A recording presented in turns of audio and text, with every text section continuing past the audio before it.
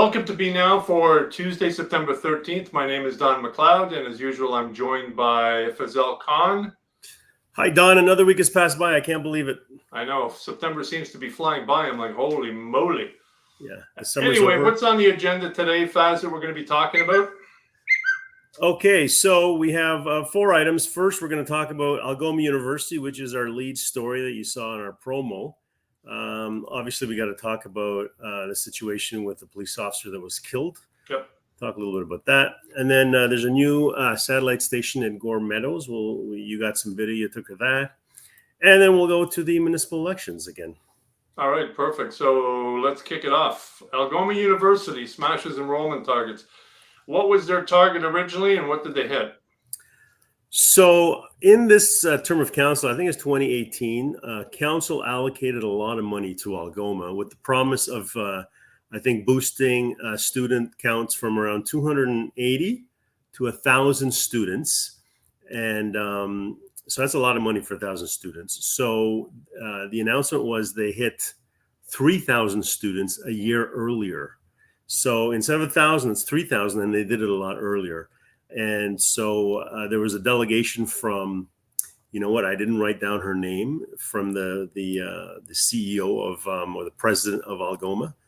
While the video is running, I'll go search her name up. So it's disrespectful not to mention her name. But so she delegated for about 15 minutes at council yesterday, and I watched that delegate. I was like really impressed. And you'll get a taste of it in this video. So let's watch it now.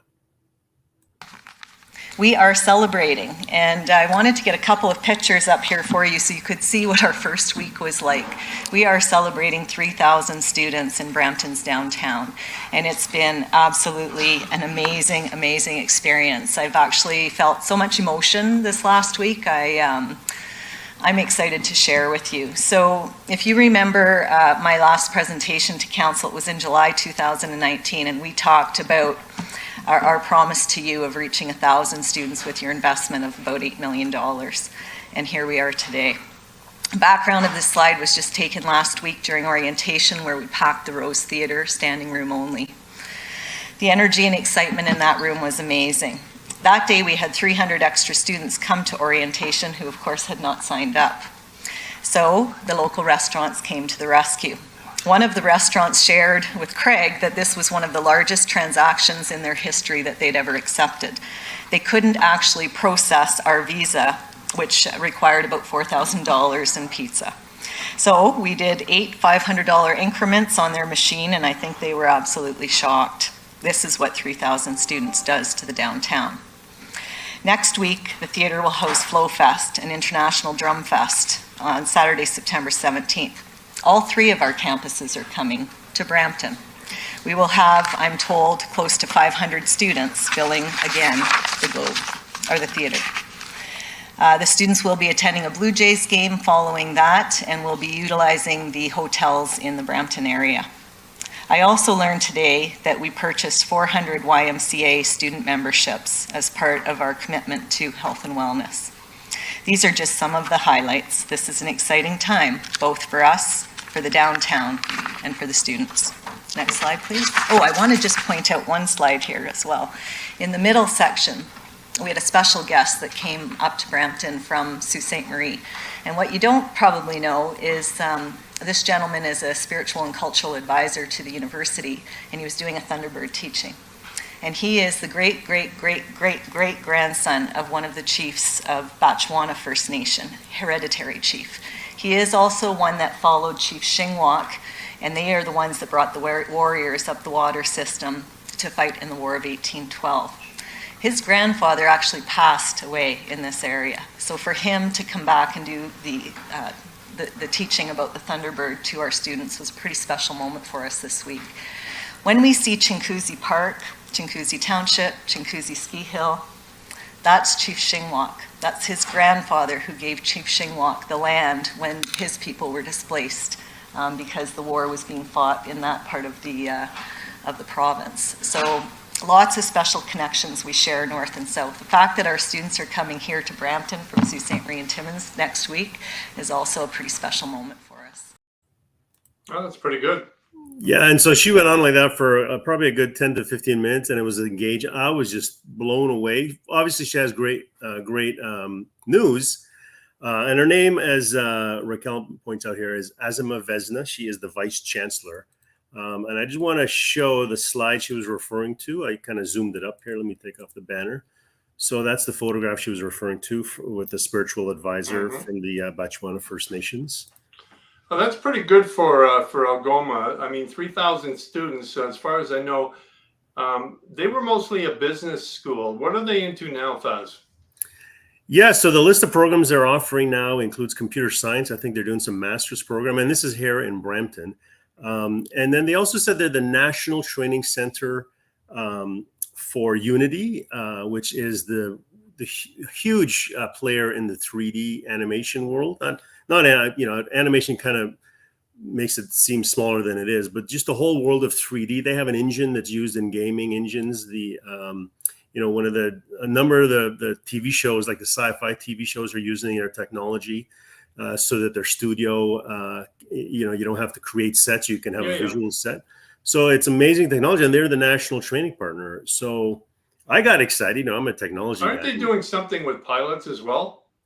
And they do have, I think, an aviation management program. I forget how many pilots, but because I thought Patrick Brown was talking about that a couple of shows ago, talking about how they were working with Algoma and the Center for Innovation in regards to. I'm not sure the cybersecurity was involved in that as well, but in a nutshell, this is what this council, although some councillors have been against it, is why they want to build up. They want to bring Guelph Humber here. They want to build up Algoma, and they want the Center for Innovation. And then they want to bring in other universities, the medical school, into a downtown core, because it brings a lot of generation of jobs and income at the same time. I mean, low-paying jobs that Brampton has been famous for 20, 30, 40 years, low-paying, no benefit, part-time, Home Depot and Walmart and all this other stuff. Those are not the jobs of the future. These are the jobs of the future that they want to bring down and stay in Brampton and build it up, which is a good strategy. That's what you want to do. Yeah, but they also have some hurdles to cross. So I think they are aggressively looking for space for their programs, and they want to kind of stay in the downtown area. But Councillor Paleshi was trying to incent them to kind of expand into his wards because it's just a positive story. So not just space for their programs, but also student housing. So they're looking, I think, at building 250 spaces. And she even mentioned the Mario brothers, Mario Russo. Yeah, Mario Russo. Yeah, they're up in Caledon. Yes. Yeah, so they thanked them. So there's probably something coming there. We should try to get those guys on. His brother and him. They're involved in that. So there's a lot going on. They mentioned the economic benefits just with that one pizza store for the 300 kids that they weren't expecting that came. The YMCA passes. It's a really good story. And a lot of people will maybe start criticizing, like, how are we going to even get more students? It's already a disaster down there. But I'd rather have this problem than having a completely dead downtown. Well, that's the whole thing. The thing is, I mean, you have NIMBYs that don't want, they don't want another apartment building in the downtown core because it will block their view. And then they don't want this, they don't want that. I'm sorry, but that's called progress. And this, to me, is good for Brampton. You want to transform Brampton from a sleepy suburb into, at least a decent ninth largest city in Canada, bringing universities and medical schools. And this kind of generation is good for bringing it up. I mean, we mentioned last time how many of our students that we had for the Summer Canada Jobs Program were actually not in Brampton. They're Western University, they're at Guelph, they're University of Toronto, because there's nothing here. Yeah, and I think any new university, it's not about the academics only now. It's about learning something that you can get a job in. And so Algoma, I know, is obviously looking at programs that there's high demand in because there's lots of jobs in that. So computer science. Well, number one, you have MDA in you have some high tech jobs available in Brampton. You have Martin Ria, who operates a plant, automotive plant close to the Chrysler plant. Tool and die makers, CNC operators, plasma cutters, welders. Those are good paying jobs. Electricians. You have MDA, And then, which, we got Sheridan and all the other yeah. kind of applied colleges in the area that will, I know there's this, obviously, all my kids are going to university. I see the Valley University. But at the same time, we do need trades. But I think we're covered in Brampton. Not covered, right? We still need lots more spaces. But I see the direction, and people criticize, Brampton U for what did it do? To me, this is what it did. It's driving the direction of where we want to go. Well, here's the thing, Faz. Okay, she mentioned that basically the city committed to $8 million to Algoma University. $8 million was a commitment, right? Here, the councillors are whining and bitching about $600,000 that was used to try and get Brampton University in Brampton. 600 and something thousand. The previous council under Linda Jeffrey spent over 700,000 on their blue ribbon panel. This one is $600,000. You can't get universities. You can't even get businesses to come to your city without spending money. You think MDA or Chrysler was speculating they were going to move?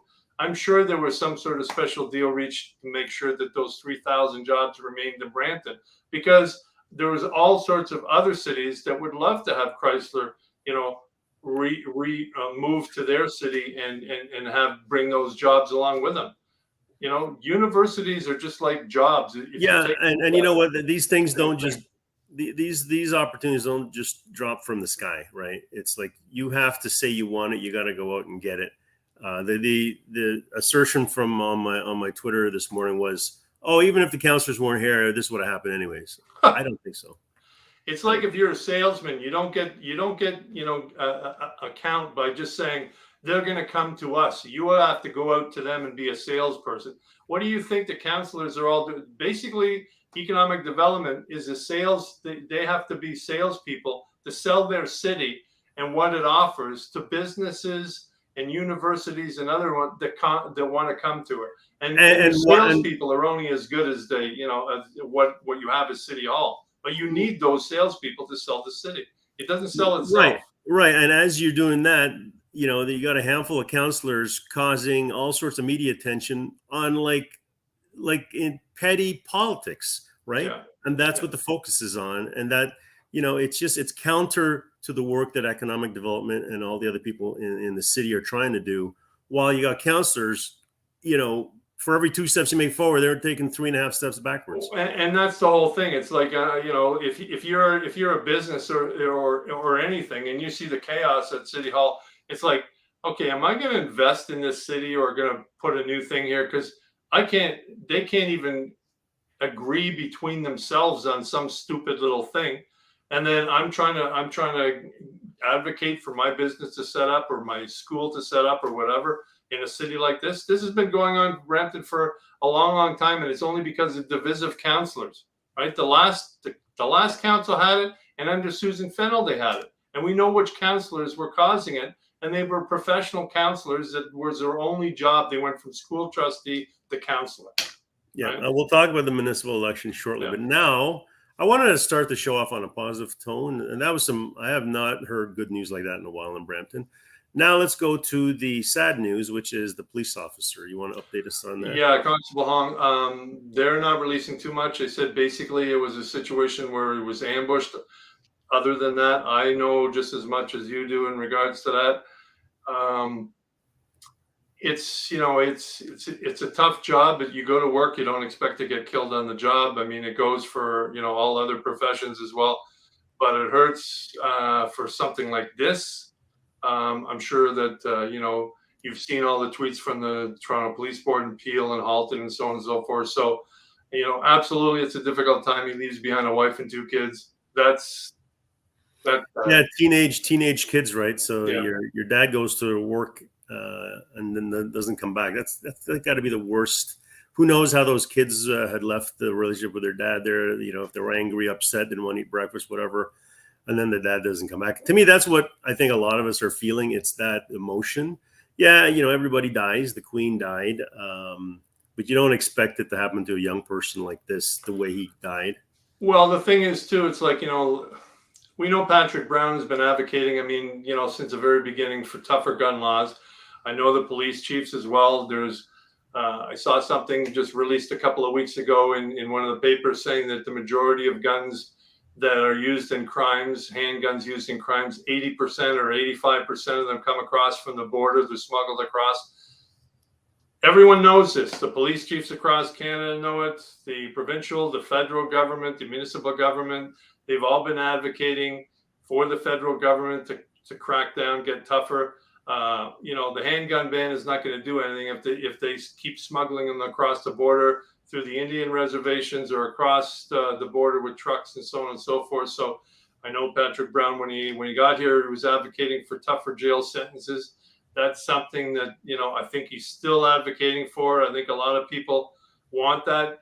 I mean, I know it's more than just tougher jail sentences. It's not being released. That was my next thing. I mean, we're talking about, I saw some of our local MPs, tweeting out, they had a great talk with Chief Nish and our MPs and MPPs about, how we can, make our community safer and security. Yeah, okay. To me, that's just a photo op because everybody knows what has to be done. Tougher jail sentences, cross-border smuggling of guns. I mean, all these things they've been talked about for 20, 30 years. What has been done about them, right? So we know that. They know that. It's just a photo op at this point in time. Okay, so locally here, there's a new satellite police. I'm not going to call it station. I think actually the press release that we saw was satellite police office. And you were there, Don, right? Yeah, so basically it's the same. Cassie Campbell has the same thing. It is a satellite station where the police officers go. They don't have a 24/7 presence, but they will have an office up there in Gore, Meadows satellite station. So we have a clip there. If you want to play it, go right ahead. Here we go. We have the best police force in the country. They work tirelessly to keep us safe, but we need to give them the tools to do their job. This satellite community station is another tool for the Peel Police to make sure we can have faster response times and make sure we can keep the neighborhood safe. Superintendent Chisner, how does a satellite community station like this help you do your job to keep our community safe? Well, Mayor Brown, first I want to thank City Council, yourself, and all the community for the support we receive and really focusing on community safety and well-being as our priority. This will allow officers an opportunity to decompress, to do some notes, and get out to this community to serve them the way we've committed from day one, which is to give the best service with the support of City Council, with the support of the Mayor. So as you can see, there was quite a few people there. There was several excellent audio, Don. Excellent audio. When you're in a little box and it's like sounding like tin, it's very hard to isolate that audio. But I would have loved if they went outside and did it because then you would have had really great audio. But it's a satellite station. Yeah, it's up at Gore Meadows. They've been advocating that for a while. Community safety is important. We've been advocating for that for how many years? And we ran a neighborhood watch program for 3 years because community safety starts with basically knowing your neighbor. Neighborhood watches are something that have been advocated by police forces for many, many years since the late 60s as an effective tool to basically not stopping crime, but making sure that you know your neighbors, you know who's there, and anyone out of the ordinary is basically targeted, right? Not targeted, but at least you know who your neighbors are. Something's out of the ordinary, you can report it to the police. So we also have an update from the College Plaza sword wielding incident we showed last week. Let me quickly remind everybody with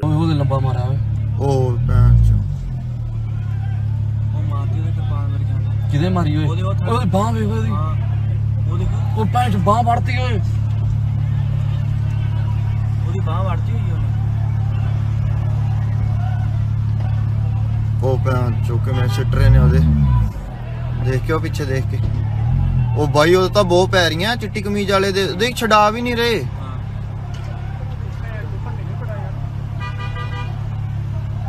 pan दे यार पागला वांगू लड़ रहे हैं ता बाबे Not good, Jatto, not good.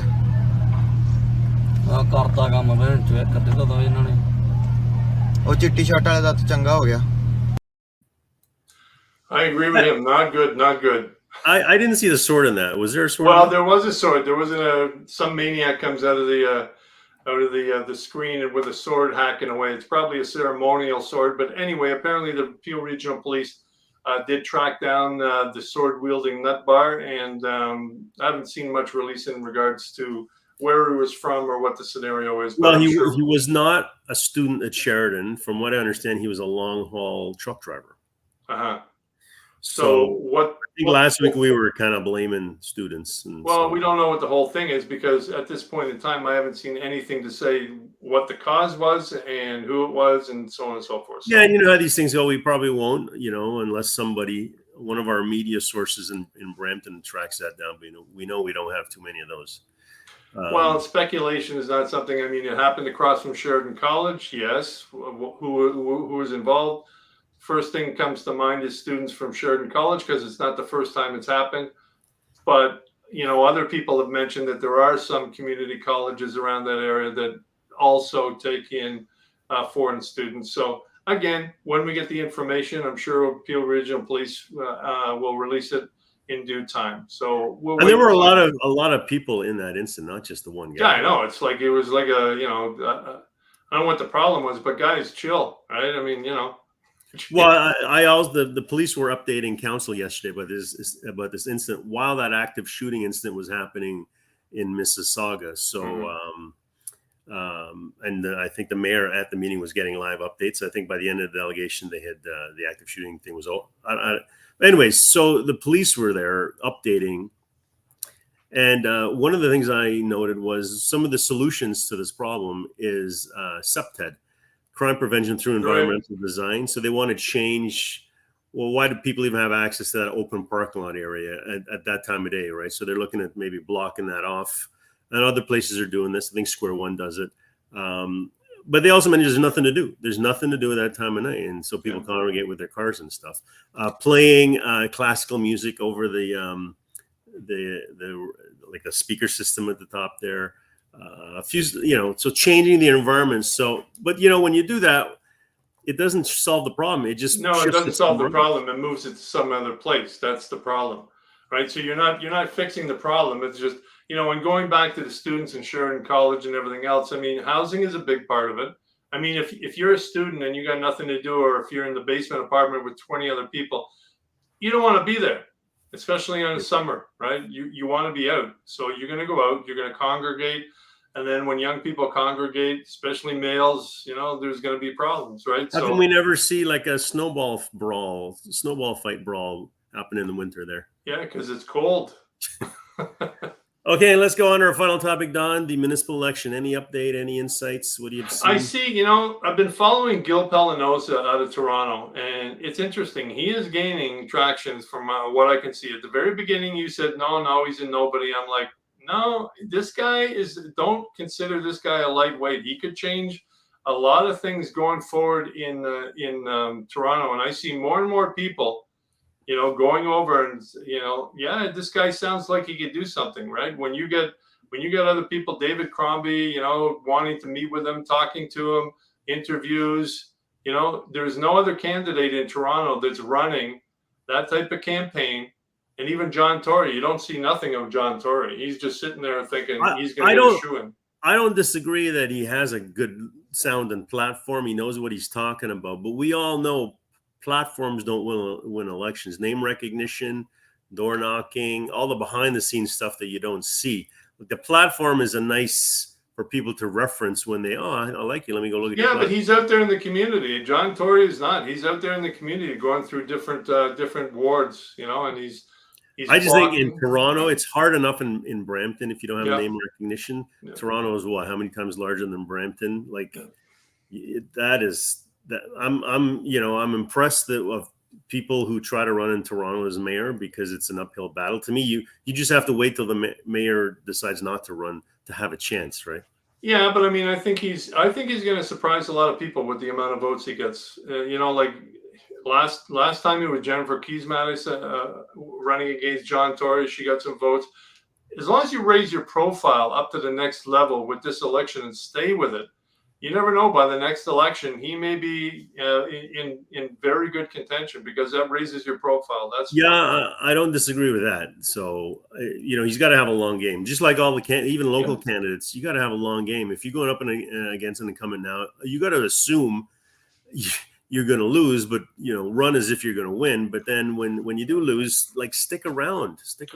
Well, I mean, and I know we've been doing this for a long time now, and cherry-picked audience supporters in private studio. Yeah, I mean, those are his donors. Those are the people he's out there doing stuff with, right? That's not going to get. Can you list any other person running for mayor in Toronto other than Tory and Penelope?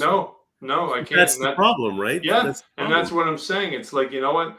The only reason Gil Pelanoza and John Tory, the incumbent, but Gil Pelanoza is getting his name out there by going around doing the Twitter, social media stuff, and he's getting picked up, and he's gaining momentum. So it's going to be very, very interesting to see on election night what is going to happen on that race. Bonnie Crombie in Mississauga, who's running against Bonnie? Exactly. Who's running against Patrick Brown? There's a bunch of people, but it's like, again, nobody high profile, nobody, that with any kind of platform or any kind of substance, in regards to that. So, we know who ran last time and then disappeared. Then there were some people that wanted to run, and then they saw 2-6, and then they jumped back and forth. I mean, those are opportunists. Those are not people that want to help the community. And we know, I mean, we've seen people come and go, and they said, yeah, I'm going to stick around, and I'm going to be like a shadow for whatever position they ran, and they just disappear, right? Because it's hard work. It is. It's hard work. I mean, it takes a commitment to do. Like, we've been doing this since 2014. You don't think this takes commitment to do all the time? There's other people that think, yeah, it's easy, they can do it. Yeah, okay, sure, go ahead. Yeah, like after this show last week when we were talking about the candidates, we got all sorts of emails of people saying, "Oh, I'm disappointed in you," and you know what? Nobody's paying us to do this. People assume somebody, some truckload of money showing up every day after we do this. But the tools we're using are like there's no cost to these things anymore, right? Well, there is a cost to maintain it and do it. I mean, but if you want to do it yourself, you can do your Zooms or whatever. Of course not. But the thing is, it's funny because we've held town halls, we've held the mayoral debate at the Rose Theatre, we've had the Cyril Clark. We did a debate in regards to what was that? The last 2009, was it? What are you talking about? 2009? Well, the debate with the federal debate, remember, with the Conservatives that didn't show up. What year was that? That was 2015. Yeah, that was the first debate we did. That was 2015. Yeah. Anyway, but we've done a lot. 9, Don. Oh yeah, okay. I was a little baby back then. But yeah, I mean, it takes commitment, it takes planning, it takes everything else. But if you're a candidate and you're sticking around, I mean, fine. But and I know the ones that say I'm a community advocate and have, community advocate doesn't mean you just give that name to yourself. You're a community advocate only after you run in this election and then stick around for 4 years doing something. If you just show up for the first time, nobody's ever heard of you. You're not a community advocate. You might get elected. I've seen a couple of MPPs in the area get elected saying they're community advocates. Maybe. And then people praise them for their volunteer work. You're no longer a volunteer after you become an MP or a councillor, right? You're getting paid to do that job now. Yeah, absolutely, 100%. But it'll be interesting. There's some wards in Brampton that basically we're taking a look at. 9-10 obviously is one we took a look at. 7-8 we're taking a look at. 2-6. 3-4 city councillor. 3-4, that's going to be an interesting one as well. So there's a whole bunch of ones. We'll see how they pan out. We've been following some candidates and on social media to see what they've been doing. A lot of candidates out there that are running. I don't know what they're doing, but they're not doing much on social media. And if you're looking at us live, you're not going to win because you should be knocking on doors. This is prime time door knocking time.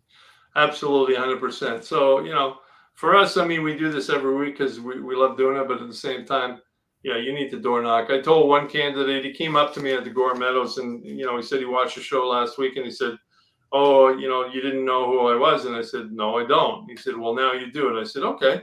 and his name was Manpreet Authi, and he's running for city councillor in Ward 9 and 10. I said, okay, I will check out, take a look at your campaign and your everything else. But you know, I don't mind taking a look and seeing what they have. But as one person mentioned before, there's a lot of candidates out there that don't have a website, they don't have a platform, they don't even have a phone number listed. Email address, Twitter account, Facebook. Yeah. There's so many things you need to have, and if you don't have any of them, like, you're just trying to win the lottery, I think. I think so too, but you know, we'll keep updated. Next week we're probably going to be on Thursday, Faz.